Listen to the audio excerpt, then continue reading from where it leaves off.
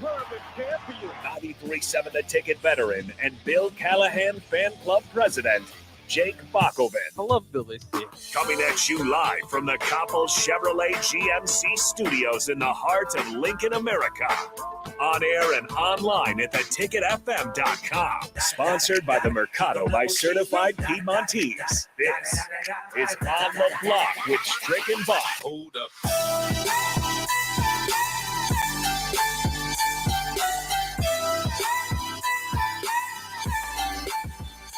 Happy Monday to everybody out there. This is On the Block here on 93.7 The Ticket and theticketfm.com. We're sponsored by the Mercado.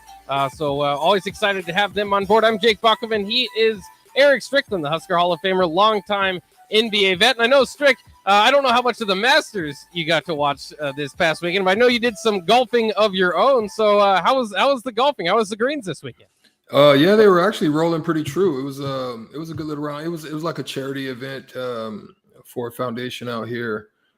Played in it a couple times. Just it was good that I had my dad be able to come and just play with me. Played with a good group actually. The president, the regional president of Volvic golf balls and so forth. It was awesome, man. They were really good, great group of guys. So it was fun. The weather started off pretty chilly, but then it ended up becoming really, really nice, a little breezy. Hit the ball pretty good, being that I hadn't, played consistently for a while. So I was pretty surprised by that. But I did get a chance to watch some of the tournament as well. And Scheffler did a wonderful job, man. Just kept plugging along. I mean, it's the reason why he's, top ranked in golf right now. He showed improved, and he was the most consistent of everybody, sticking greens and making putts and, scrambling when he had to, and just preserved. And did a wonderful job, winning pretty handily. Yeah, it was a dominating performance from him over the weekend. So kind of cool to see that. Not so dominating performance from Nebraska baseball over the weekend. So maybe we'll get to that here in a little bit. But of course, it was a fun weekend also for the spring game, as Nebraska had 55,000 plus in attendance to watch Nebraska's offense against the defense. Of course, this year it was set up that way instead of the traditional two teams because of being some thin in some areas like defensive line, most importantly, and tight end as well. What did you think of the spring game as you watch back on it? A lot of mixed feelings, usually as usual, coming out of the spring game on what to make of it. Yeah, you were able to kind of get a feeling of some things. I think early on the defense played pretty well. I mean, they were pretty solid early on. I thought you saw the poise, and you definitely can realize why Casey Thompson is in the place that he was. He made a couple of phenomenal throws that will show you that he has great touch and can make the throws that are necessary. You didn't get to see a lot of them, and that's understandable, especially in a game like this. You know kind of who he is, and you got to see that and why he has a command of what he's doing there. I think the touch part of it for me early on, I understand why. You have a lot of injuries and you're trying to minimize that. But when you're seeing those first two units, get after each other in the first half, and you're not able to really see how they're going to be clacking a little bit. That was something that I didn't find too intriguing. Right. But other than that, I think you got to see some great things out of Anthony Grant. Just great reads and cutback ability and his stop and go and being able to get to a top speed pretty quickly. That was very relevant in what he did out there. You didn't get to see Jacques Jean do what he does. He's a bruising type of back, and he's a guy that hits holes and makes people miss and kind of gets those extra yards. But for them to be able to average about 5 yards a carry, that was pretty good. That means that the line is making some contact and doing well. But then I thought you saw some good things by the Polar Bear and Nutchmaker, who did some solid things inside, just taking up on blocks. And for the most part, that part of it kind of fell off. You can see the need for depth at the D line position, because in the second half, holes just opened up like crazy. I don't know if it was weariness, maybe tired, but that was a part that I thought was missing. And also you got to see Garrett Nelson. The rush ins did a pretty good job. I think across the board they did. Gunnarsson and Caleb and Butler who looked else? pretty good. Yeah. Yes, Jamari Butler.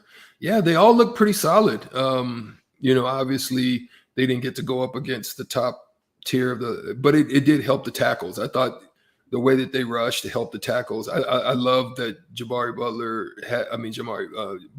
Butler had great abilities to get off the block and to be able to bull rush and then speed rush. He had a good combination of rush technique, and I found that to be good. Also with Garrett Nelson, that he was able to be, you can tell that he grew. His technique was a lot better than what I'd seen in the past. His motor has always been there, and it's definitely going to provide something for him going down the road. And so, I think with O'Shawn Mathis being there, being able to see kind of how that worked off the edge, and hopefully you'll be able to bring some more depth to that position and quality rush into that position as well. The linebackers did their thing. I thought the DBs did their thing early on. That was good. That was good to see that. I think across the board, the DBs did pretty solid, even at the safety position. So yeah, I thought you got to see some things. I definitely think that the defense got the better half early on. But I will say that something that was very disappointing is just, I think he may be falling down the depth chart a little bit after that performance. And that was out of,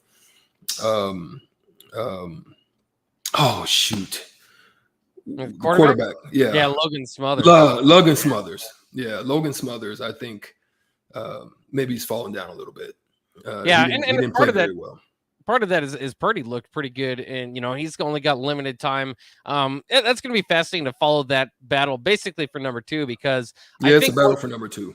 Yeah, because what you saw too was a very much protection of Casey Thompson, and they do that with their starters. I mean, if they had an idea of a battle going on, maybe you would see a little bit more Casey Thompson, or want to prove it out there. But there's a lot of tape on the guy. He started a whole season in the Big 12, injured here and there, and Hudson Card filled in for him at times. But you kind of know what you got out of Casey Thompson, so they didn't press him too much.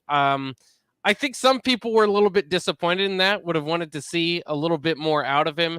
And it kind of leads to the larger discussion here is, do you feel like there should be more of an element, especially in a game like this, of entertainment rather than productivity?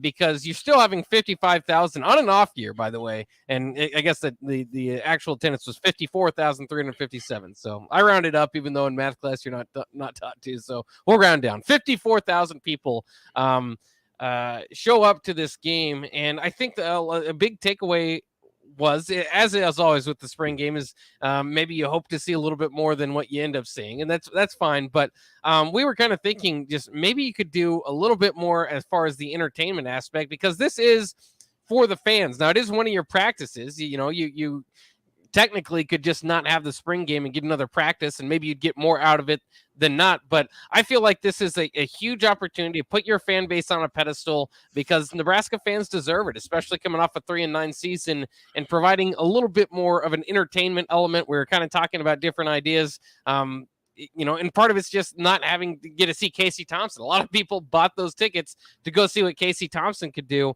and didn't really get much of a look at it. So whether it's, during the quarter breaks, have 40-yard dashes or tire throws, or, a quick 7-on-7 for a few minutes, just something entertainment. We had some ideas off the text line of having Herbie Husker or Little Red sit in the end zone and see who can hit him from the farthest out, start about 30 yards or whatever, and just you go back or try to hit them from the 50-yard line, whatever it would be. I think that they could lean into it a little bit more. It's always hard because it depends on just your view of the spring game and what that's supposed to be, because I know other fans would not like that. They want to see more of a game, and that's what they purchased their ticket for.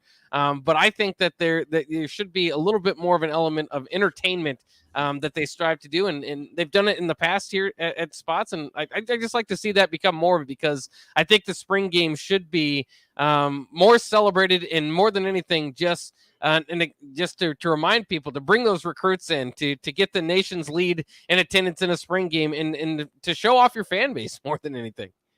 Yeah, I think you could do something like that. I don't really have ideas. Maybe you do. And again, if you do, 402-464-5685. What are some of the things that you think that the Husker faithful would like to see at a spring game that would throw it up? I mean, shoot, maybe at halftime you throw a mini concert or just something, just like you said, just to provide that.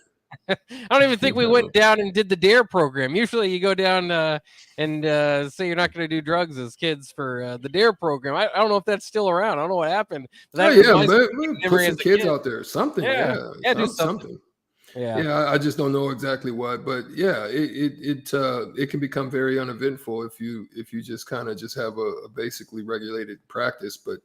And that's what it definitely seemed like. It didn't seem very entertaining, so to speak. You got to see some things, and you got to see some guys get some work in. But yeah, other than that, I mean, I think some key points to look at is that, like, I think don't write off Ramir Johnson. That's something that I would say, don't do. Is he's still very capable. He ran still pretty hard. I liked what I got a chance to see out of Masker. I actually think Maskers and even Harburg, I think they showed me a few things. Harburg's definitely got a big arm. He fits the mold. He looks the part. He's definitely the type of quarterback that they're looking for. That type of prototype look. But other than that, it could have been very uneventful for me, but it was worthy to see some of the stuff that was going on. Another part that I think to take a look at, I think Buschini is going to be okay. I mean, he definitely bombed a couple. He had a couple over 60 yards in punts, and then he had like a 14-yarder and, a couple bad ones, and averaged at about 42 yards. But here's the thing. I think it was good to have him out front in a scale that's not just typical practice, to put him out front in that situation. I think he'll iron those things out. And then something that else was disappointing was the kicking game again. I didn't see anything in the kicking game, missed field goal. And, that looked very reminiscent of what we saw last year, some of that. So that definitely needs to be worked out. But the offensive line, I think they got some good work. I mean, you saw there was a little bit of movement there. They were doing some good things. So there's some potential in those areas. So hopefully we'll see it continue to get better, but we don't know for sure until it gets closer to that time. You get in the fall, you get everybody in, and then you have a better look. Yeah, and I do think Grant showed enough. Again, I don't know. He might have been touched, so might have been down on his big run. But the breakout speed and to get to the outside and run down the sideline, that was nice. That was probably the play of the day as far as maybe newcomers or guys that you wanted to see something out of.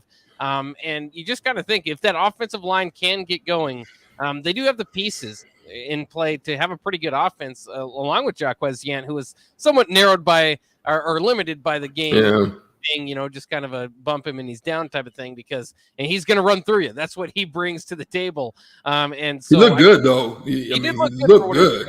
Yeah. He looked real good. He looked like the part. You could tell he lost some weight. So he looked good. And that's what I think is maybe more encouraging than anything from this game, is that your top two running backs that you did expect. Again, it's tough to say with the fact that they didn't play against tackling football, so there's always that. But I think they looked the part, is like what you're saying, as far as, kind of finding the holes and evading the tackles when they could, or the bumps in this case. And so I think that they could put a pretty good thing together there. Again, it's going to rely on that offensive line, which has been a problem and problematic over the last several years. Though I will say this, Nebraska was one of the top rushing offenses in the Big Ten last year. I know it's been that case too, where we kind of complain about it, and a lot of it's because it's the quarterback doing the damage in the run game, and that can be frustrating because at points he's almost doing it in spite of the offensive line to get away from the pressure that's there. But still, if they can get that run game going, I think as your base, as your starting point, and then play off of that, that's kind of what I want to see this year, more so than just kind of spreading the ball and nobody knows where the ball is coming from. Right when the Scott Frost offense, is Whipple says he's going to use his best players and the strength of the offense and build off of that. And I think that could be the running backs this year. We'll have to see. Of course, didn't see too much from Trey Palmer in this game either. Frau from Lincoln says, let's have a boxing match between former coaches during every spring game. That would definitely draw some eyes. I think I'd be interested in that. I was just kind of thinking too, and I don't know if this would probably have to be ideal weather situations would be like my only hold up here. And there's other things that come across, but I know we've talked for a long time about getting Terrence Crawford back to Lincoln in Memorial Stadium. Some people think that could be an event, but it would be hard to get 90,000 people there. I think if you match that with a Husker game, maybe it's not maybe the most exciting one, or maybe it is, maybe kind of pair that. You can be the talk of the boxing world and college football for a day if you get Terrence Crawford in there, especially if you try to some way sell to Errol Spence. If you got that matchup in there, I think you'd get 90,000 people ready after a Husker game. See, and that's the problem. I mean, Errol Spence he's very homey as far as the way that he likes to do his business. He likes to bring it home to Dallas and bring the fans out. So he would be saying, bump Memorial Stadium. Now let's do it in AT&T Stadium. But is he going to get that's the problem? Are you going to get 90,000 That's people? the thing. I don't know. And that's the crazy thing about it is that, but that's why this fight hasn't happened right now. Cause you got one party. That's the thing about matching fights up. I mean, you got one party want one thing, another party. Then so you've got to figure out the venue and the location and then the gate, who's getting what the balance of the money is, you know what I mean? So all of those things, I'm the undisputed. And so there's all these types of battles that go on behind the scenes that is to why fights don't get matched up. So that's the crazy thing. Somebody ends up having to give up something. Yeah, I just think maybe I don't know if otherwise you're going to get 90,000 people, but if they're already in town and you also get the boxing crowd that would come in, I think that would be kind of cool. It might be an absolute disaster as far as trying to plan that out for people, but just an idea I thought I'd throw out there as we're trying to get people into the stadium. Let's take a quick break. We do have Steve Sipple of the Lincoln Journal-Star in early break around the corner to help us break down this game, the spring game. Maybe can give us a little bit more thoughts on kind of what happened there, how he saw the game, and what the Huskers look like moving forward. We'll talk about that next year with Steve Sipple, the Lincoln Journal-Star, on the Block.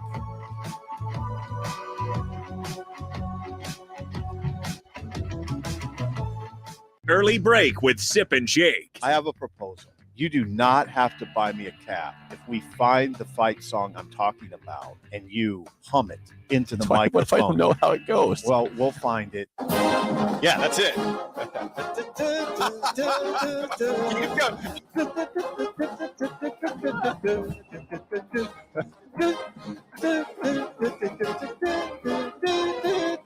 Good job, you found it. Early break with Sip and Jake from 6 to 8 every weekday morning. Listening to this Allstate commercial about savings might be the hardest thing about getting those savings. Save for simply becoming an Allstate customer. Save more for adding DriveWise. And save even more for driving safely. Visit Allstate.com or contact your local agent for a quote today. Allstate. Minimum effort, maximum reward.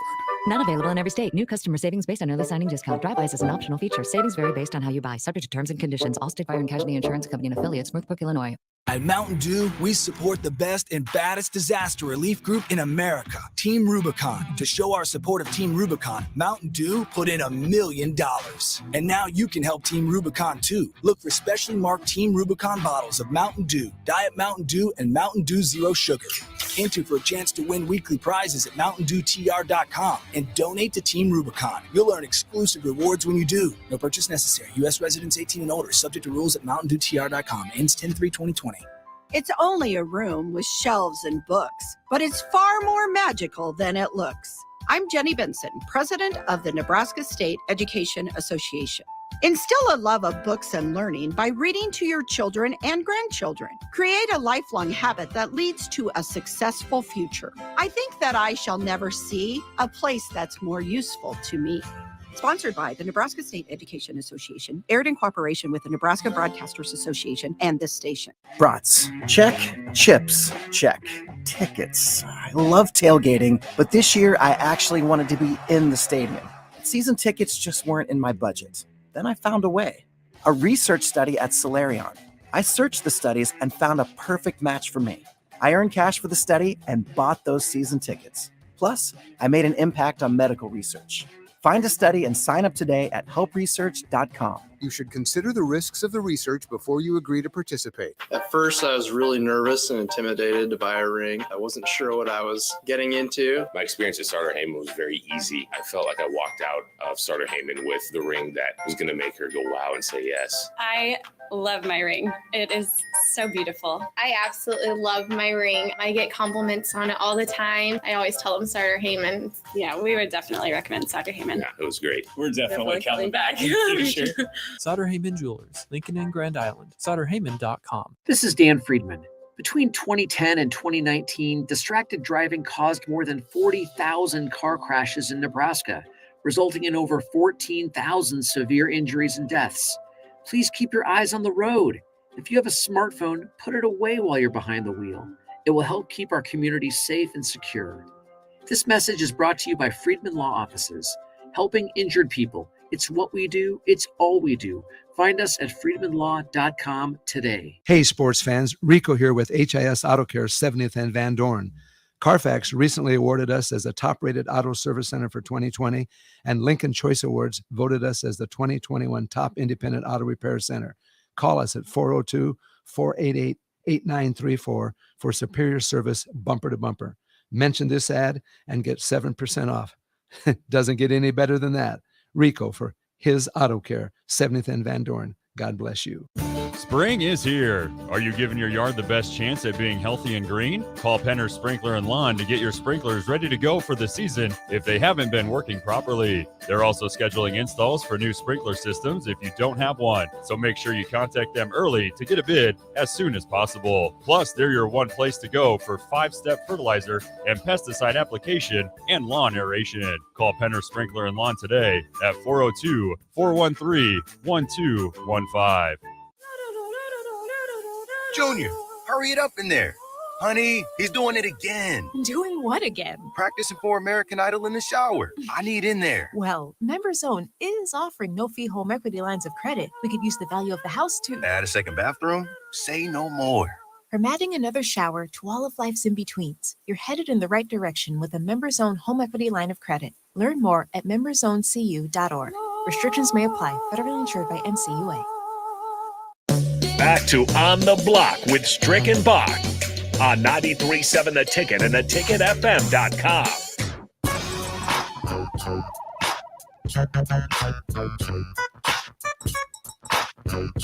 Happy Monday to everybody out there. This is On the Block here on 93.7 The Ticket. Of course, talking a lot about the spring game over the weekend as a riveting game. Came down to the final possessions.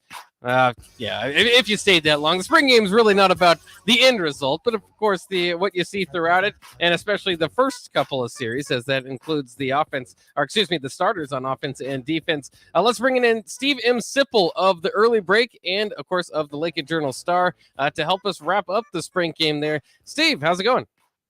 Bach and Strick, how are you guys doing this afternoon? Oh, I can't complain. Again, wonderful. We got football. Yeah, wonderful. It was a beautiful day over there for sure. Yeah, and now they're tearing up the turf. I already saw pictures of that. They didn't wait too long. They got that thing planned, ready to go. They're already taking it out. Yeah, you got to get that going. I mean, that was kind of the whole reason why we had the main reason why we had an early spring ball, so they could get that going. And man, now that you mention it, when I was done riding on Saturday, I was just standing up there talking to some guys in the press box and looking down on that field, and man, it does look real. It did. We'll refer to it in the past tense now. It looks awful. Like I guess I never really thought about it too much until I was standing there looking at it, knowing it was going to be replaced. And I don't know why I didn't have that thought before. It just looked old and terrible, and they kept it. I don't know. You guys can check on it. They kept it way too long. I think over 10 years, which is about 4 too many. So, yeah, this was overdue. They needed to do it. Now it's going to be cool. It's going to be all green, so it won't be two-tone. I love that. I love that. I mean, Trev's really sort of emphasizing simplicity along the lines of like Penn State, and, Wisconsin, and Michigan, and it goes along with that. So no more two-tone. It'll be simplistic looking, all green, and I really like that idea. Yeah, maybe it's kind of I don't know. You have to be maybe. I've always been interested in like field turf and that sort of stuff. I'm not smart enough to help them with it, but I think it will look pretty cool when they set it out there. And you're right, it did. Look, I think it looked kind of pink out there. The red was looked pink at times. It did. You're right. The fade of the Nebraska in one end zone and the Huskers in the other in the end. Yeah, it had taken on a way too. They say the red burns brighter, but it wasn't burning bright at all in that context. And I'm like you. I'm big on stadium look. I always have them. I mean, I've always, like a little kid, like when I go into a stadium, I notice everything. And I want a certain look. And Nebraska largely has it, but they need that. They need that. Like if you walk in, if you were just a guy from Albuquerque and you say, "Hey, honey, let's just, if you're on the interstate, let's drive into town and drive into Lincoln and check that stadium out." And you could actually go in it. It would be like, you'd say, "Oh yeah, this is big time. This looks like it should look." And now you're going to have the turf to match that, which is good. Yeah, that is going to be good. And of course, the attendance, like, I know some people interested and some people not, but that's the sort of things that I like. Over 54,000, which might be lower than it was in the past, but I was looking up, that's still more than capacity crowds at Maryland or Indiana or Rutgers or Northwestern or your former rivals in like Colorado, Kansas State, and Kansas. Along that line, do you think that Nebraska should really put this game kind of on a pedestal on behalf of their fan base and try to incorporate a little bit more of an entertainment aspect to it? Because I know there are some people that were a little frustrated by the lack of the primetime players they wanted to see. Oh yeah. Now you're into the very interesting discussion that people are having. And it's a bit of a conundrum now. We've reached that point, I think, where what do you do with this thing? I think you're suggesting sort of like a fan fest type thing. And yeah, I'm kind of like that. Now, you keep calling it the red, white spring game. I don't know. What do you call it? I mean, now what you're dealing with here is tradition, Bach. Right. This is one of our traditions at Nebraska. It's a fan tradition. And whoever, the head coach has to deal with this, and it's sort of interesting. But I would say the way it is, I don't know, Bach. Here's what I'd say. This is what I'm not giving you a great answer here because I don't know if there is one. What I'm suggesting is it all comes down to a couple things: honesty in presentation, and what angle are you coming from when you're making a suggestion of what it should look like. If I were, Spock, I can tell you this. If I weren't a writer, if I weren't a media member, I don't know. I mean, I said, I'm just going to take a couple of the grandkids over to this thing. And as long as my expectations were low, I would have been just fine with Saturday. Oh, yeah. As long as I had an inkling that they might not tackle, and I was just going to, I just want to see what a couple guys kind of look like. Look at the quarterbacks. I want to study the quarterbacks a little bit. Maybe see some Trey Palmer, size up Tommy Hill, that sort of thing. I would have been okay with it. Now you get to be in the stadium. You get to see it. You see a guy like me would have been enthralled seeing Rich Glover on the sideline. The great Rich Glover was down there, seeing, taking a look at O'Shawn Mathis would have been memorable. You know, be able to point to the kids, hey, see that dude standing out at the end? That's O'Shawn Mathis. And then getting a look at Casey Thompson, albeit a very quick look, getting a look at Chubba Purdy. That might be worth $10 to me. So it just depends on where you're coming from on this. Yeah. As a media member, though, and covering it like it's a game, it's a joke. I mean, it's a complete, it's very awkward for media. We treat it like it's a real game for some reason. And that part is really awkward to me, but that's me. If it was Sipple the fan with a couple of the grandkids, wouldn't be awkward. So Sip, you know, we did get a chance. Obviously, we didn't have a big opportunity to look at Casey Thompson, but I think we could see that it's evident that he definitely has a command of everything out there. And although the span was pretty short, but when you looked at all of the quarterbacks, what was your take on all of them? And because basically it's a run for number 2. Let's just be honest about it. It's not a full on quarterback fight right now. So when I looked at it, there were some things that were pretty evident. But how did you view it as far as the quarterbacks and what's your thought on them and their abilities to be able to be that next guy in line?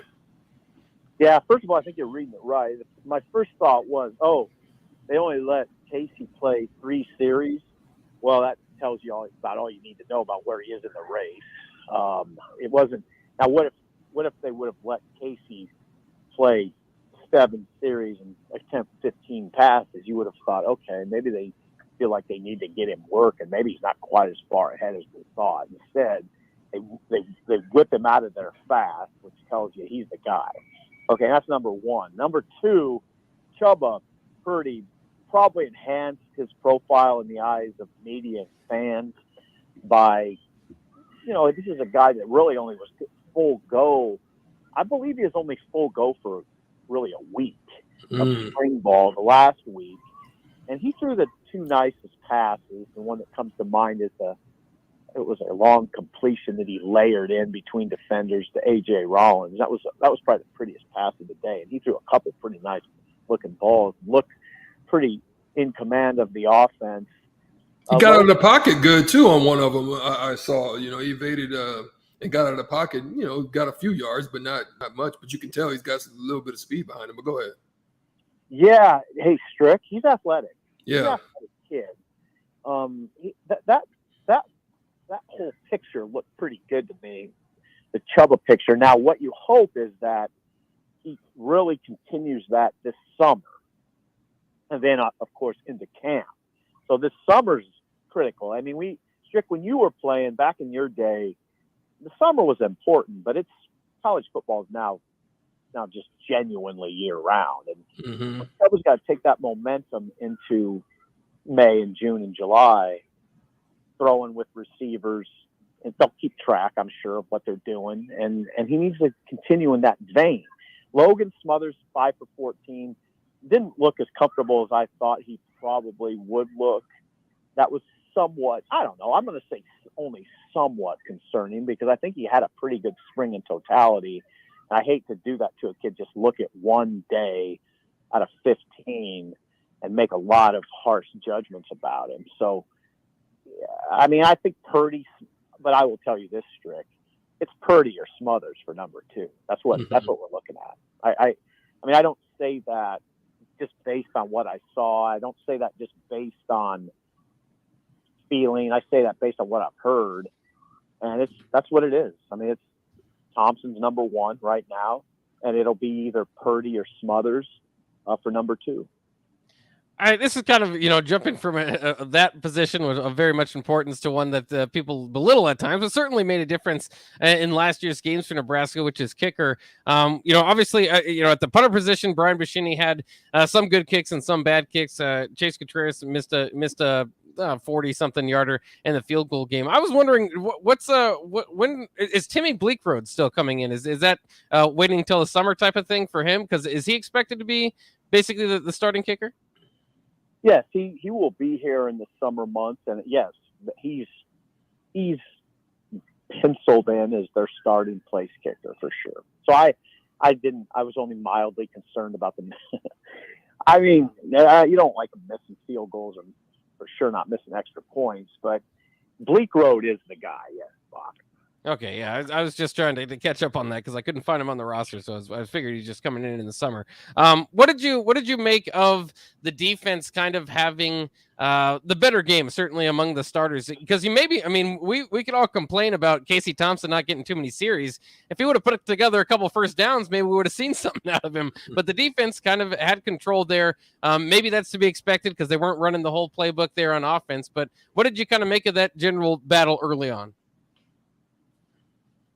Oh, I mean, not a ton, but I would say if you rewatch the game of the scrimmage, you would see the pass protection was shaky. It wasn't first blush, it wasn't second blush. That's what my concern would be as a Nebraska offensive coach is the tackles. I just don't think the tackles held up particularly well. In the past, I just thought the pocket just too often there just wasn't much time, and it was not a clean pocket. It was, there's what I always say is there's a lot of colors in those guys' faces that you don't want to see. So that's a concern. But on the other hand, I'll tell you this, Bob. That's how it is on spring games. There's always, it seems like a good news, bad news discussion, right? Those DNs, I don't know, we call them DNs or outside linebackers, and we're talking about Garrett Nelson, Caleb Tanner, and then you're talking about Jamari Butler and Blaise Gunnerson. I would say the pass rush may be in a little bit better shape than we think without O'Shawn Mathis. Now that you obviously would like to add that piece to it, but Garrett Nelson is an example of a player who's really come on, steadily improved, developed his game, as high 1-2, and looks pretty good ripping around that edge now. And he's I don't know. I wouldn't want to put a ceiling on him. I mean, I'd like to see him get about 8 to 9 sacks this year. And then that when Jamari Butler comes in, that's a good picture too. Jamari Butler looks like he can play the run to me, and he does look like a pass rusher. Gunnerson, if you look at him, just eyeball him, he looks like an old school Nebraska defensive end. He has that kind of size and athleticism. So now you're talking maybe add O'Shawn Mathis, and I think you feel pretty good about the edge, and you still got to kind of develop that interior. Or really develop that interior. Yeah, that was what I felt, Sip. I felt that the early on the defensive line, they held up pretty good. I think that they were pretty strong in there with Nushmaker and that crew early on. I thought as it got later in, I don't know if it was weary or tiredness, but it looked like that's where depth is definitely needed, because the second half of that line just it seemed to collapse pretty easily. So I just saw lanes starting to open up. I saw no movement. It looked very similar to like some old school about 2-3 years ago where gaps were just wide open. I mean, running back didn't even have to read it; just step in the gap and go. So. But yeah, I think that depth is definitely something that I'm sure when they came out of that saying we need to get guys in here. Well, Strick, they knew that. I mean, they went through spring with 7 interior linemen. 7's a low number. That's everybody, and that's not. So you're talking about guys throughout the course of spring getting 400 plus reps in live action. It's a lot of wear and tear. And now, again, that's in some ways good because they're getting a lot of reps, and reps are good. But there's a fine line in that discussion. It's when you're taxed, when you're more susceptible to injury. And listen, they're going to try to fortify the interior through the portal. Now, a lot of people are going to be trying to fortify their interiors through the portal. So we'll see what Nebraska comes up with. But they got to do it. I mean, seven guys is enough. Now you'll add 8 with Casey Rogers, you'll add 1 to get to 8 with Casey Rogers, who didn't participate this spring because of an injury incurred in the regular season final. So you'll have Casey Rogers and Ty Robinson. That'll look pretty good, but Strick, you're right. What's it look like after those guys? You can't play 2. Right. So you got to play 4 to 5 to 6, 2 down linemen in a 4-3, and they got to fortify it. They got to be ready. Guys like Nash Hutmacher, Raquan Buckley, Mosai Newsome, Marquise Black, those are the names. Those guys got to come a long way now. Yeah, I think that's going to be their, the biggest obstacle, I guess, until they hit the field again, getting ready for fall ball. He's Steve Sipple of the Lincoln Journal-Star and of Early Break. Sip, thanks for joining us today. Yeah, I always enjoy it. Have a good day, guys. There you go. Steve Sipple of the Lincoln Journal-Star, and again, here on Early Break. We'll take a quick break. It is time for your chance to win $15 to Buffalo Wings and Rings. All you have to do is beat Strick in a shootout. Call them right now, 402-464-5685. The first one to do so will get in line for the opportunity to win $15 to Buffalo Wings and Rings. Just got to know your trivia. That's coming up next year on The Block.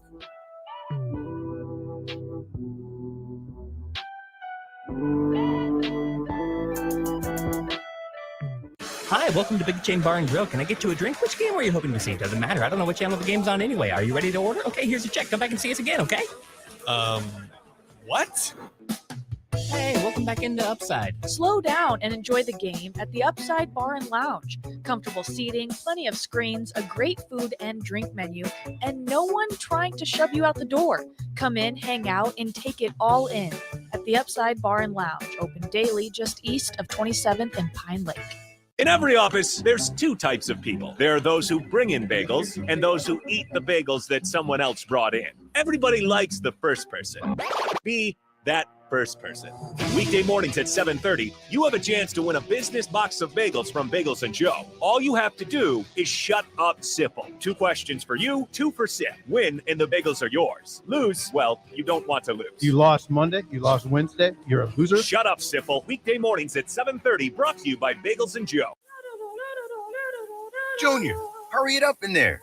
Honey, he's doing it again. Doing what again? Practicing for American Idol in the shower. I need in there. Well, MemberZone is offering no-fee home equity lines of credit. We could use the value of the house too. Add a second bathroom? Say no more. From adding another shower to all of life's in-betweens, you're headed in the right direction with a MemberZone home equity line of credit. Learn more at memberzonecu.org. Restrictions may apply. Federally insured by NCUA. There's nothing quite like the Mercado by Certified Piedmontese Beef. The Mercado offers unique ingredients you can't find anywhere else, open every day from 8 a.m. to 8 p.m. The full-service butcher shop and retail store is wonderful for meat lovers with their exclusive Certified Piedmontese Beef and assorted sausages, plus other quality meats, including pork, chicken, and a wide range of the freshest seafood. Plus, every Friday from 11 to 2, the Mercado serves up the best lunch in town on their Friday Feast menu. Stop in at the Mercado today at 84th and Havelock or visit their website at cpmercado.com to see current deals. You can search online for hours to find the best electricians in Lincoln and the surrounding area, but I'll save you time. High Electric has been serving their customers for 30 years for both residential and commercial properties. They're experts in everything electrical, from remodeling to new additions, hot tub installations, electric vehicle chargers or EV chargers, lighting, ceiling fans, and more. High Electric takes jobs from Beatrice to Omaha and all towns, big or small, in between. Call them today at 402-466-6606 or learn more at highelectric.com. Gaina Trucking is hiring CDL Class A and B drivers. Gaina Trucking guarantees a 40-hour work week year-round, and their strong team culture makes it not a job, but a career. Gaina Trucking offers health, vision, and dental insurance, 401k with company match, an employee assistance program, and other bonus programs. Build a better career today with great team culture at Gaina Trucking. Learn more and apply today at GainaTrucking.com. Southeast Community College has learning centers in Falls City, Hebron, Nebraska City, Plattsmouth, Wahoo, and York, so that you can take credit and non-credit classes at a center nearby without having to travel an hour or more to campus. By taking online classes and those at a learning center, you can earn your degree from SCC where and when it's convenient for you, all at a cost that won't stand in the way of your education. Learn more about SCC's learning centers at southeast.edu/learning centers. SCC, your path to possible. Spring is here. Are you giving your yard the best chance at being healthy and green? Call Penner Sprinkler and Lawn to get your sprinklers ready to go for the season if they haven't been working properly. They're also scheduling installs for new sprinkler systems if you don't have one, so make sure you contact them early to get a bid as soon as possible. Plus, they're your one place to go for 5-step fertilizer and pesticide application and lawn aeration. Call Penner Sprinkler and Lawn today at 402-413-1215. Your home should not be a zoo to unwelcomed animals. Let the experts at Bats to Rats take care of those problems. Dane has been a leader in wildlife and pest management and prevention in Lincoln and the surrounding area for 15 years. He can help you get rid of bats, rodents, and anything else. Whether it's residential or commercial buildings, schools, apartments, or churches, they're always a phone call away. Call today at 402-310-0904 or visit batsterats.com. Bats to Rats Wildlife Control and Prevention. John Henry's Plumbing, heating and air. When it comes to your home or business, we know you have options, and that's why John Henry's Plumbing, Heating, and Air Conditioning gives you just that. Options. We have plumbing, heating, and cooling memberships to serve all of your residential and commercial needs. We want to ensure you, your family, and your business are safe. Visit our website, jhlincoln.com, to find out more or call us at 435-5555. John Henry's Plumbing, heating and air. It's time to play Shootout with Strick. Call now, 464-5685, to take your shot against Eric Strickland. Shootout with Strick. Brought to you by Buffalo Wings and Rings. Time to play the game!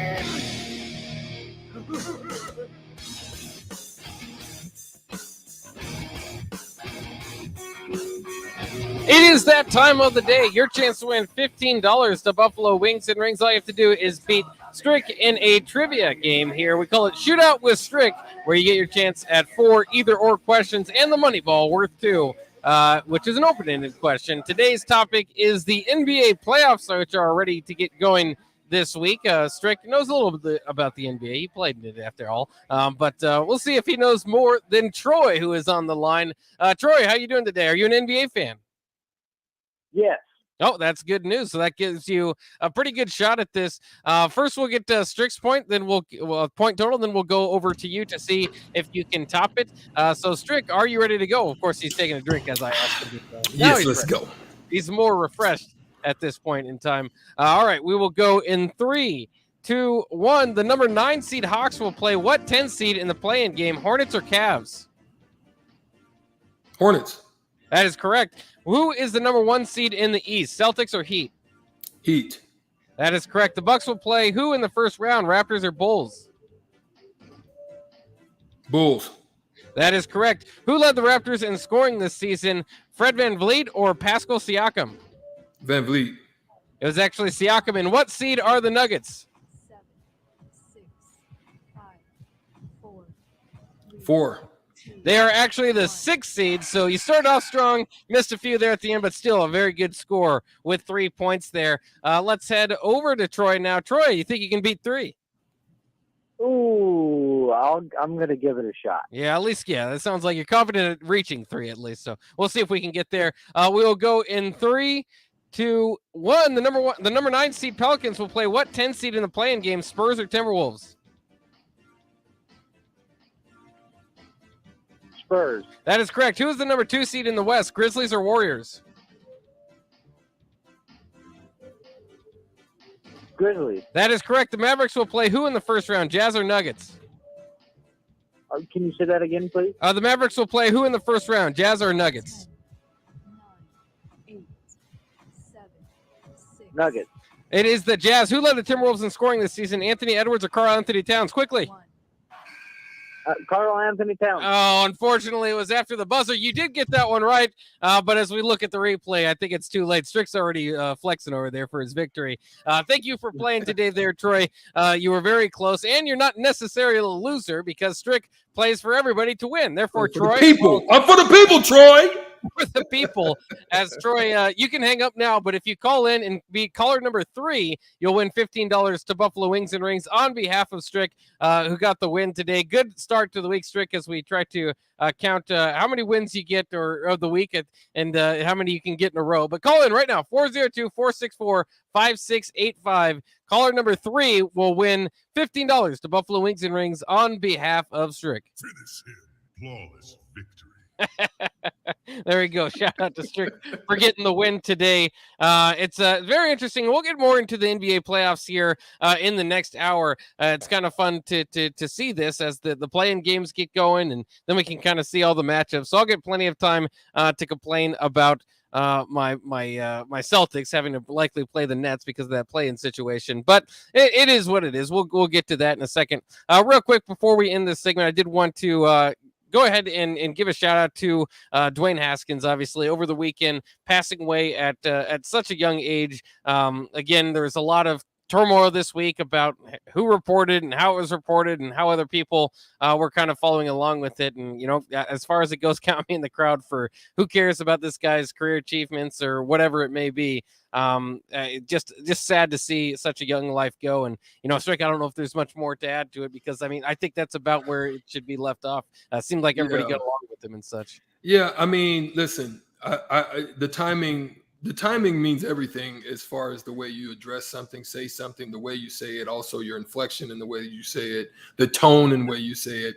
But in these particular situations, deal specifically with the issue, I think is something that's imperative and important when you're dealing with the loss of life. I don't think you bring that into play because then it makes it subjective into all other aspects of your meaning and your reasoning and your purpose. Why does that matter? It doesn't matter how he played, the way he played, if he was a bench player, he was a bust, whatever the case may be, none of that matters. Have those discussions later on down the road. At this point, address the family and you know, sorrow for the loss of life. It was something that happened and transpired, and you deal with that specific issue. It would be no different like when Malik Sealy just happened to lose his life doing what he actually did. I mean, he played in my time, so we all kind of had to deal with this. Malik was a gentleman, and he was a scholar. He was a wonderful guy. He was a family man. And if he was just a guy that sat the bench and he only averaged 2 points, he was a perennial all-star or NCAA tournament number one, you know, the top of the line guy in college. He was a player of the year, and he comes in the league and he just sits the bench and he's playing 5 minutes a game. And then you go in there, he's doing what he does every day. He goes up a ramp and somebody comes down the ramp where that's so unexpected. You lose his life. He loses his life. And you're talking about, yeah, you know, he was a tremendous college player. And, you know, at that point, you know, hey, he just sat the bench. He didn't give the Lakers or he didn't give Minnesota Timberwolves much to offer, but we're sorry that he lost his life. Yeah. What does that matter? You know what I mean? So it's the matter in which you say that, you know, it means so much. And so, you know, you're sorry that had to happen, but, you know, some people sometimes just think insensitively in those situations. Yeah. Hopefully, at least for those that made mistakes, they learn their lesson and are able to move forward. But you know, as far as covering that sort of thing, it's never easy. But you put it out there as you've had, you know, as through that story, you've had to some time to have to deal with that, you know, pretty close to yourself as well. So it's again just RIP to Dwayne Haskins for his life. Sorry for that and his family. Even the NFL, you know, you're losing a beloved member of your fraternity. So we're sorry to hear about that here on the block. Yeah, but we have to take a quick break. When we come back, we will talk again a little bit about what's going on with Husker football in the spring game. Also, Husker baseball had a rough weekend, got swept by Rutgers. Rutgers is actually pretty good, but still, it did not look good, especially on Sunday. We'll talk about that stuff as well as the NBA playoffs coming up next year on the block. We'll be right back. Southeast Community College.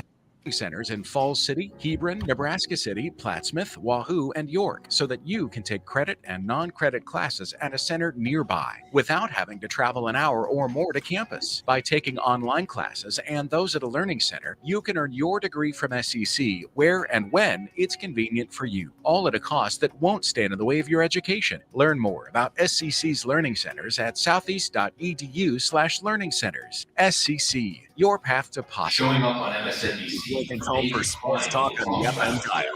Also online at theticketfm.com. On the internet, KNTK FM first, 93.7 The Ticket. 93.7 The Ticket. Fox, KFXL weather. Sponsored by John Henry's Plumbing, Heating, and Air Conditioning. Weather forecast tonight, partly cloudy, windy, and warm. Overnight lows 45. And warm way up on Tuesday. Highs 86. South winds gusting to 40. And again, rain and storms late in the afternoon. I'm MTVG forecast weekend for 93.7 The Ticket and theticketfm.com. Your home should not be a zoo to unwelcome animals. Let the experts at Bats to Rats take care of those problems. Dane has been a leader in wildlife and pest management and prevention in Lincoln and the surrounding area for 15 years. He can help you get rid of bats, rodents, and anything else. Whether it's residential or commercial buildings, schools, apartments, or churches, they're always a phone call away. Call today at 402-310-0904 or visit batsterats.com. Bats to Rats Wildlife Control and Prevention.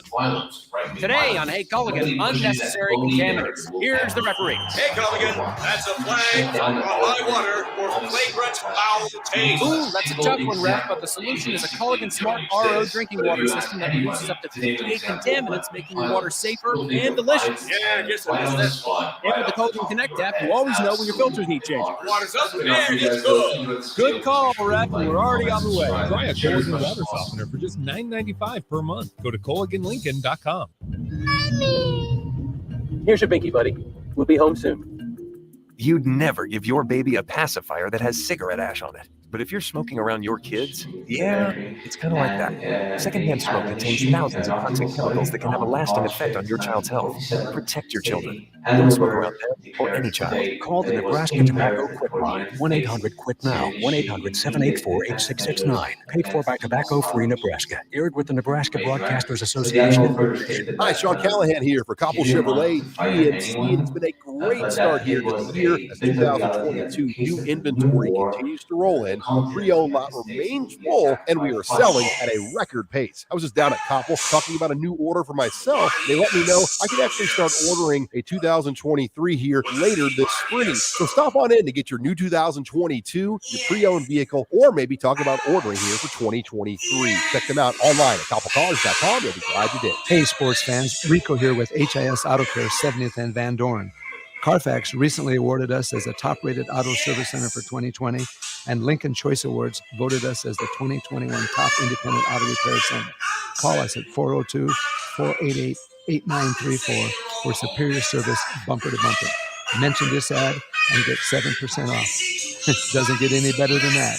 Rico for his Auto Care, 7th and Van Dorn. God bless you. Landmark Implement, your local John Deere dealership, is searching for mechanics of all skill levels to grow with us. Landmark offers a competitive wage, full benefits package, along with paid time off within just 60 days of employment, as well as a 401k and a boot and clothing allowance. Interested in becoming a part of the Landmark difference? Apply now at landmarkimp.com/careers or contact Deanna 402-310-7561 or email careers@landmarkimp.com. That's landmarkimp.com. Landmark Implement is your equal opportunity employer. This is On the Block with Strick and Bach. Nebraska Basketball Hall of Famer and 9-year NBA vet, Eric Strickland. He's going to go out of here as the Big 8 tournament champion. 93.7 The Ticket veteran and Creed stan Jake Bakoven. I love that band, Creed. Coming at you live from the Koppel Chevrolet GMC studios in the heart of Lincoln, America. On air and online at theticketfm.com. Sponsored by the Mercado by Certified Piedmontese. This is On the Block with Strick and Bach. Hold up.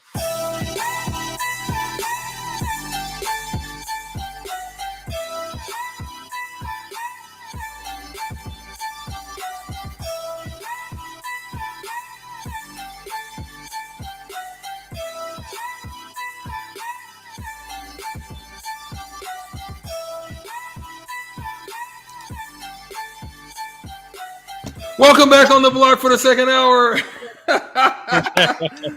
Oh, I love it, man. There's so much going on around here. News is popping up on me on my feeds and all kinds of stuff, and I'm trying to peep, and I'm just excited because we're on the block every night, 5 days a week, right here at 4 to 6 Central Standard Time. We thank you for joining us on the block. We appreciate your support. Thank you to Sutter Heyman Jewelers for the video stream, as well as for the Mercado by Piedmontese. We thank you for their support as well.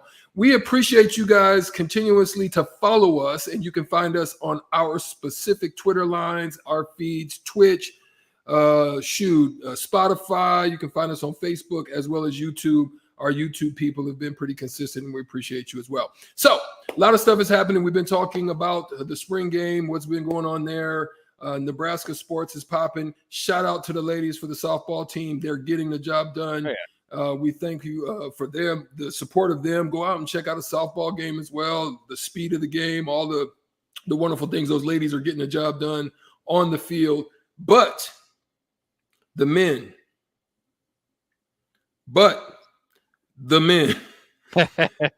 it's like a it's not 360. It's a 180-degree turn from what we've seen in last year. And they have a lot of the players back from what they had last year. There are some different makeups. There are some injury situations, those things that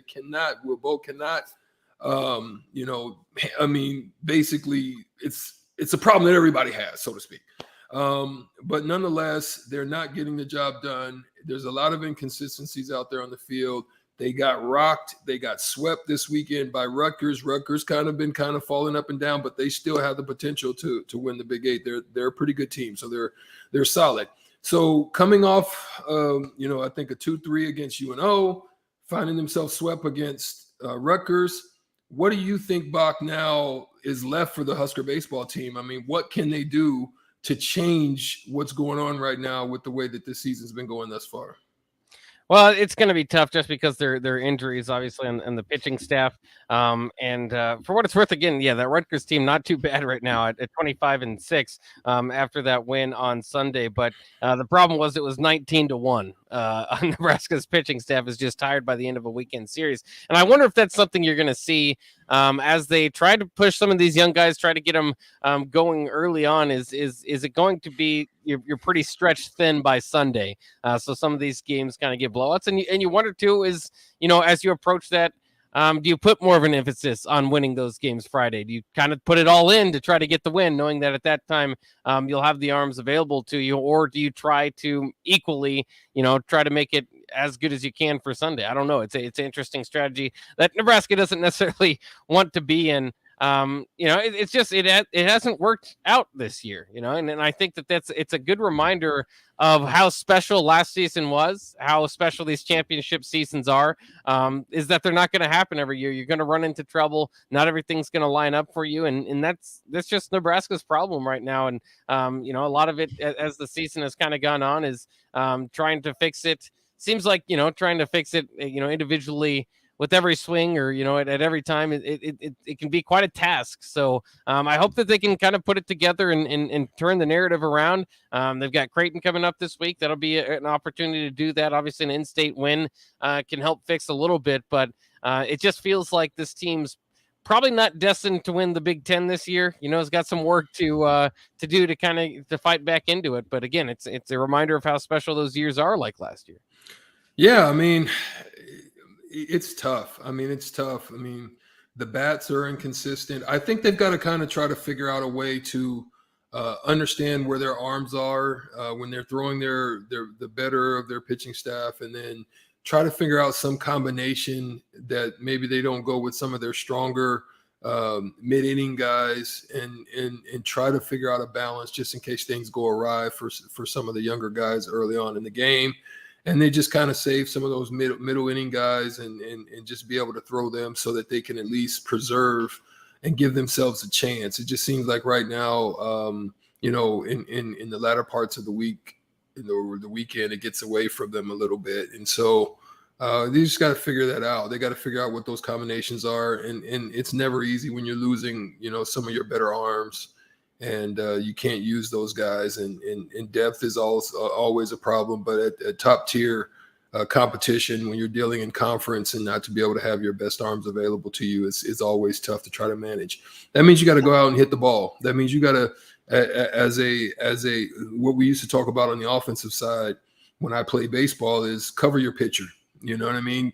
You give your pitcher enough to be able to not put pressure on them, so that your defense, and then the defense is kind of failing them some. You know, they're having some errors. They're having coming from areas from players that don't normally do that. They're having those types of situations as well. So it compounds the problem that they're having. And so they've got to figure out to be able to do it defensively. They've got to be able to, do their scouting tremendously. Their pitcher's got to be able to hit the spot. Maybe you may not get the strikeouts that you want, or you can't walk people. You just can't give them the opportunities by doing things like that, putting them on base, hit pitches, hit by pitchers type situations where you're putting guys on base and you're putting a strain on your defense. So they've got to figure out a way to do it another way. Offensively, they've got to be able to move runners. They've got to be able to maybe steal some more, and just give themselves a chance to put more runs on the board so that they can try to cover the pitcher some. Well, and they're just, it's a lot of these, again, on Sunday you get frustrated and it mounts, and there's been a few games like that where it's like, man, that's a tough score. And that's happened this year and can happen once in a while. But a lot of these games, it just seems like they're just, not getting going early enough with the bats, or, it's just one thing or the other. And the rallies come up short. Yeah. And they'll throw a rally out there, but it's just not enough. It's just like, sometimes we complain about Nebraska not getting, the luck or the ball to bounce the right way. It certainly seems like that's not happening for them. Their offense isn't going to be able to make up for a pitching staff now that, as I look it up, had is at 5.3 on the ERA. That's a lot to ask for an offense to score 6 runs a game to begin with. But this isn't a particularly great offense and lineup that they're throwing out there right now. And it's just maybe it's part of being a younger team. You did lose some guys last season that can change the makeup of a team, and it's frustrating because you saw like preseason these guys had this idea that they weren't going to live in the past, that this was going to move on to this season. And I don't think that's the problem. It just, I liked where their heads were at going into the season. So I thought that might, make good for this year. But it's just been hard. Do you think that there's still, because they're defending Big Ten champs, there's an X on their back, right? There's teams come in, they're giving it their all to beat Nebraska because it could still be, at least in the Big Ten, a nice compliment that you can give yourself that we just beat last year's team. Do you think that that's still factoring in as well, or do you think at this point with all their struggles, people kind of see Nebraska for what their record is now? That's always the case. It's always the case. It's a get back, You did us dirt this time, so we want to get back at you. So those things always come into place.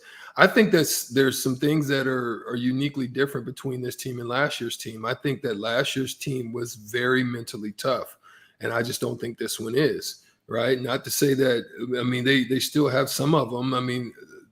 This year's model looks, kind of like the 2021 team. Is just the only difference is that this team, at certain amounts of times, they seem to have some grittiness, but then sometimes they'll play erratically on the field. And then, there'll be times when, they're doing some great things and things are happening for them. And then they seem to fall apart in the clutch, and so those are some of the areas, being that this defense is very young, this defense has some problems with the health on the pitching staff. Those combinations, are just tough to try to overcome. But at the same time, mental toughness and being able to battle through, or, you having a bad day, but now you're up for a clutch situation, forgetting what happened, you're 0 for 4, but forgetting what happened in the earlier parts of the game. Now you've got a guy in scoring position. You got to put that ball in play, and you got to be able to put that ball in an area, and you've got to use your techniques. If it calls for that ball to be pulled, to try to hit it in the gap between the first and second baseman, you got to wait for that pitch. You got to be disciplined. And so those are some things that probably they're just not doing right now. They're probably just trying to, get up there and take their hacks and hope for the best, as opposed to thinking logistically on how they can provide runs and get the job done for their team. And do you think that, I mean, this, I think maybe, at least if you're looking for some positives out of it, is they do get a little bit of a break from the Big Ten season. So maybe as that's kind of weighing down on, not that non-con has been much better this year for them, but it might be something where kind of take the pressure off. Let's try to fix this, figure out the pitching staff. If that's possible, because they do have a lot of games here. Tuesday through Saturday, they'll have played, because they got a doubleheader on Friday. I think they're playing 5 games there between the Creighton game on Tuesday and then a 4-game set there in 3 days with BYU.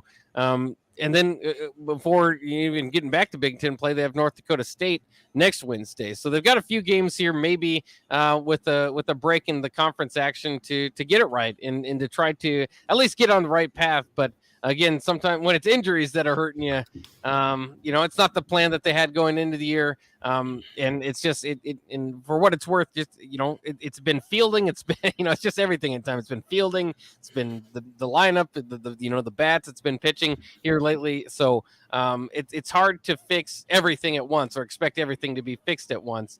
But maybe they can get it going. I just think that also too. This could be a bit of a cautionary tale as we look back at our discussions over the last year or so. After Nebraska won the Big Ten title, a lot of people were hoping, okay, this is where Nebraska baseball was supposed to be when they left the Big 12, got into the Big Ten. They're supposed to dominate this conference, and maybe with Will Bolt, they're off and running. But sometimes it's just a special combination of guys in the locker room, or just a good senior class, whatever it may be. That can propel you and get you a little bit ahead of schedule. For what it's worth, Will Bolt didn't take over a mess. Darren Erstad had a pretty good thing going, so that might have led to some of his early success. But for those dubbing him Dave Van Horn or the next Dave Van Horn, maybe this is a little bit of a hold on that, and to wait and see how it turns out. And I'm not saying long term I don't trust Will Bolt to get this program turned around. Again, more than anything, I keep saying, this is why the championship season is so special, because you're going to have a lot of ups and downs throughout many of the other seasons. But maybe a bit of a cautionary tale, not to get too excited for a guy. Well, I mean, I would say it looked very much to me like the Tim Miles era, when it was taken over and he had a team that was left there, and he runs that team to the NCAA tournament. And, then you start looking, people start looking at Danny Nee, and, he's very much like him. He's likable. He's lovable. Yeah. Everybody. Yeah, he's going to be the one that gets this thing turned around. And, people were wearing Tim Miles masks and bringing in all kinds of stuff. He was very much that, and just wasn't able to get the job done. I mean, this is kind of what that looks like, right? He takes over, has a solid team, runs them up, and makes a run at it against a very good team that they lost to in regionals, and that eventually did they end up winning it, or did they? They're very close to beating. They got close to, yeah. And so with that in mind, you think you're on track, and those comparisons to Dave Van Horn then all of a sudden get thrown out of whack all of a sudden. So, so hopefully, hopefully you can get it turned around. Hopefully the guys don't lose confidence. Hopefully the guys don't, fall apart. Cause I mean, it's very easy. We saw that with the basketball team. I mean, it just seems like it becomes compounding. Yeah. I think they've got to try to use, these upcoming games with North Dakota State and Creighton, as well as BYU coming in, to try to figure out a method to the madness right now to get things at least, cycling in the right direction. Otherwise, it's like a snowball coming down, or a skier just starting an avalanche, and it can just start a process that it's tough to overcome. Yeah, it's kind of getting frustrating, especially in men's athletics around here, because that seems to be like there's something in the water here, where if you start to kind of trip a little bit, you continue to stumble and not pick yourself up. But it's the Platte. It's the Platte. Yeah, it's the Platte River. The Platte River sometimes runs and overflows, and sometimes it's dry as a bone. So it's the Platte. Yeah, blame it on the Platte. We can blame it on the water. We'll blame it on the Platte River. But again, not time to overly get dramatic about long term about Will Boulder or anything like that. It's just, Nebraska fans needed this, and luckily they have the softball team. But of course, you talk about the big sports and in the volleyball team, of course, but it's just the men's. The women been doing it in Nebraska this year. Yeah. Say what you will about it. The women's basketball program, Amy Williams did a wonderful job in running those girls into the tournament as well. Came up short, but they did it with a very young team. And that's the thing that we talked about on the men's side. We talked about that solid foundation. They talked about getting there. They talked about the experience that you experienced by getting there. What the loss can do for you to help inspire you to come back and energize. Obviously, they lost some people in the portal. We still don't know what the fallout's going to be there. With all the turmoil that's going on in the program right now. Hopefully they get that straight. But then women's softball is coming on. Yeah. Hey, I'm telling you, man, shoot, let's see what's going on. Let's see what's going on. Get out there and go. If you want to have a beer and the men ain't satisfying your thirst, shoot over to the volleyball field. Yeah. Not volleyball, but the softball field and drink one. I don't know if you can drink there yet. Oh, you still can't? Oh, no. maybe I'm just throwing it out there. I'm just yeah. Maybe it'll change. Maybe that's what they need. Maybe they need a little brew in there just to kind of get you going. For some of these sporting, programs, yeah, absolutely, it's to get some people a little bit more interesting. We talk about the spring game and what was missing there. Maybe trial run some beer. Let's see if people get more jacked up for the spring game. Say what you will about it, man. Hey, listen, and this is just some observations that I've heard in talking to just sports fans in Nebraska, period. And playing golf or coming in town or having a cigar at one of the lounges, just talking Nebraska sports as a whole. Some of the things I've just heard from them is they like going to Creighton. Listen, they're Huskers. They're Husker fans. They love everything Nebraska, but they call themselves Jayskers because they like going to the game and being able to take their family, after a long work day. They just want to have a brew and watch a good game and call it a night.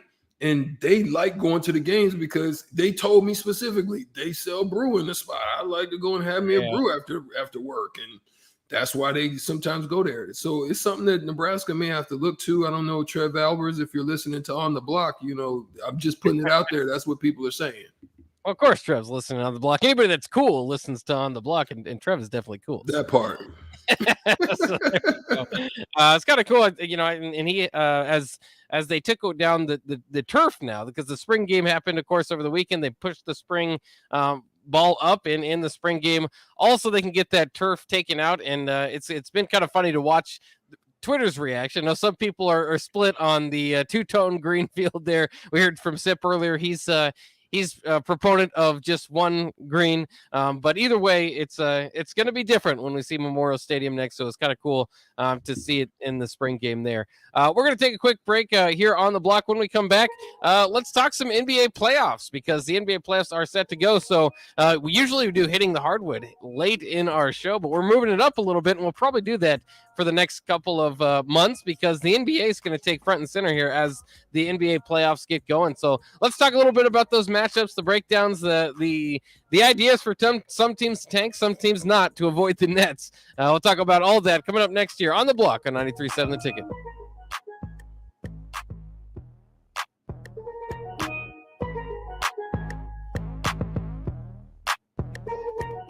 Southeast Community College is training tomorrow's workforce today with our nearly 60 career and technical programs. We are doing our part to help employers fill vacancies during this current labor shortage, graduating students with skill sets employers are seeking. We're also helping to upskill the workforce by adding short-term credentials like certificates in many programs so that employees can get retraining quickly. Learn more about upskilling with SCC at southeast.edu/academics. SCC, your path to possible.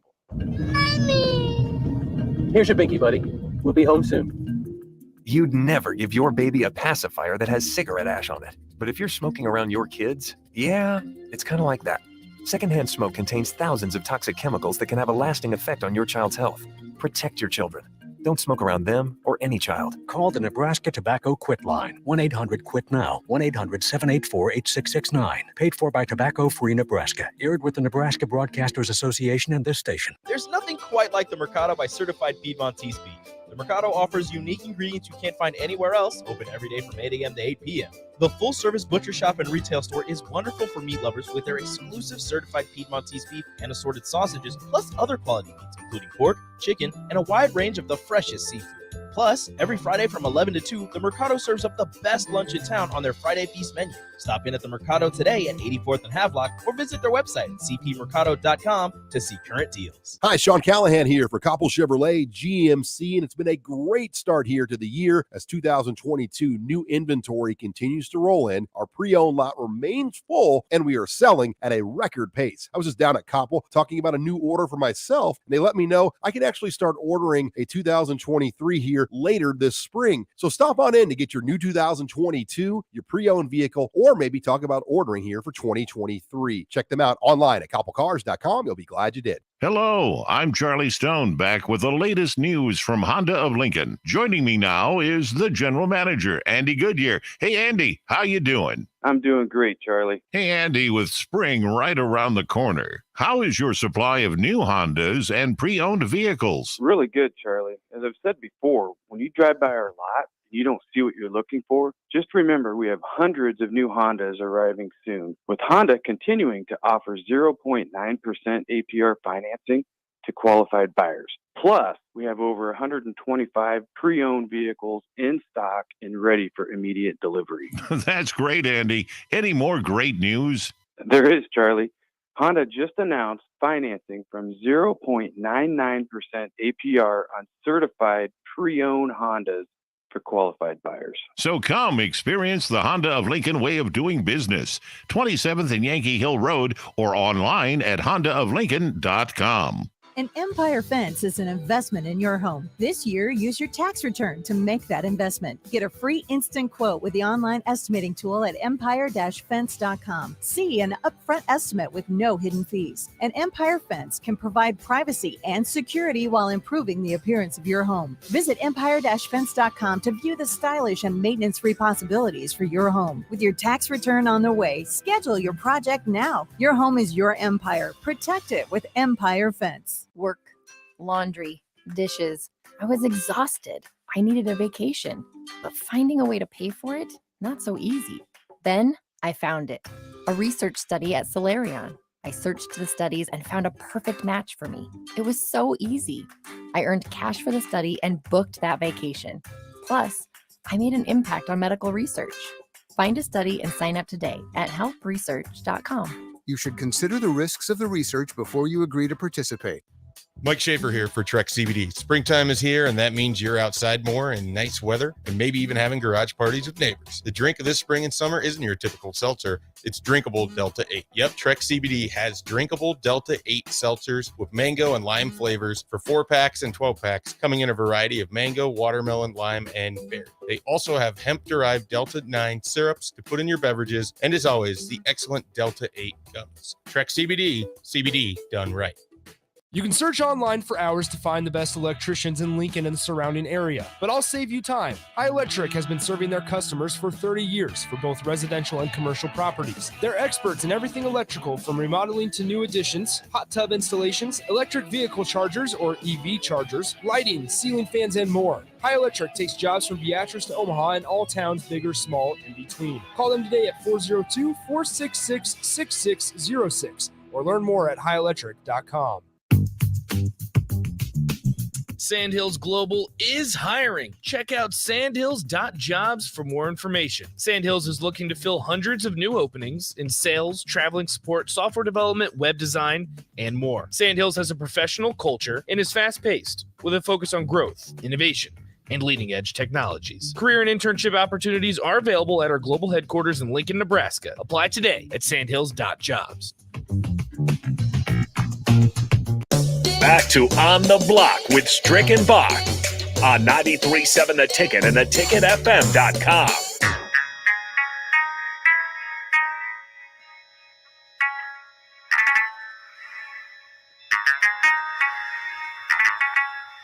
We are back here on the block here on a Monday as we get the week going, and we're excited to do it.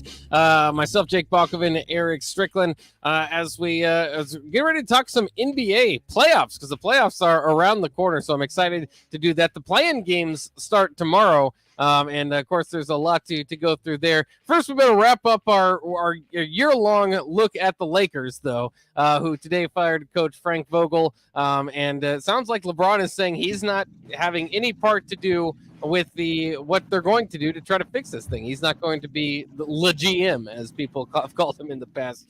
Do you believe him, or why? What does that even make sense? Why would you keep your big, one of your best players out of the loop or out of the conversations regarding his team, or is it just this point LeBron's no longer that type of player to build around? One of the things about LeBron, this is a two-parter. One of the things about LeBron is this. He got cut off.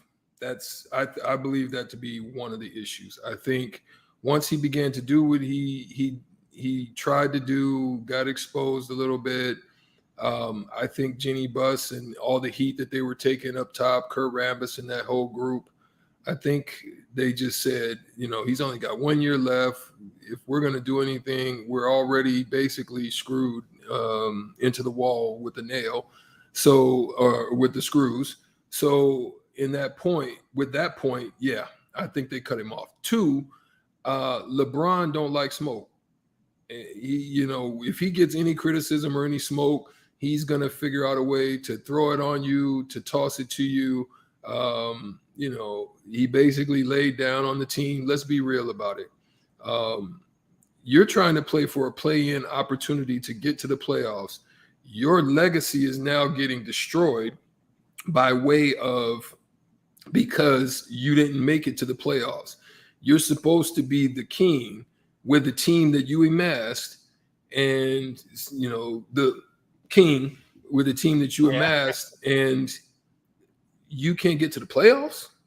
And I say it in my Allen Iverson playoffs. You can't get to the playoffs? Come on, somebody. You know what I mean? And so at that point, he don't want the smoke. He don't want to be associated.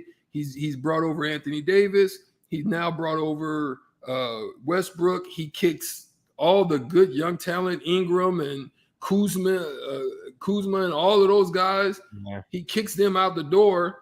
And then now Magic Johnson's basically putting you under the ringer, saying you could have had DeMar DeRozan, but you nixed that deal. This is what you wanted, my boy. So at the end of the day, they cut him off. They're basically saying we're screwed. We got screwed into the wall, and now at this point, we got to figure out how to change this narrative. Right now, it seems like the only one that's even possibly looking for a take on Westbrook, and I don't know if it's a ploy. It don't make sense to me if they try to ship him to Charlotte. There's only salary cap reasons for that, or we talked about that before, or you're trying to get rid of Rozier's contract. That's the only thing that would make sense to take that. And then I would say you take that deal and you do him like you did John Wall. Hey, my guy, just don't worry. Just, you're going to stay at home and enjoy your little vacation. I wouldn't put him nowhere near LaMelo Ball or any of that group and spread no cancer amongst that group. I wouldn't do it. Do you think this is more of a LeBron problem or a Laker problem, considering that before LeBron got here, I mean, this is extending past now 7 of 9 seasons where they have not made the playoffs. That's the Lakers we're talking about, who is just the free agent destination and just has not been able to get things going for the better part of a decade now, other than the bubble situation once. Asterisks on the bubble. That's the way I see it.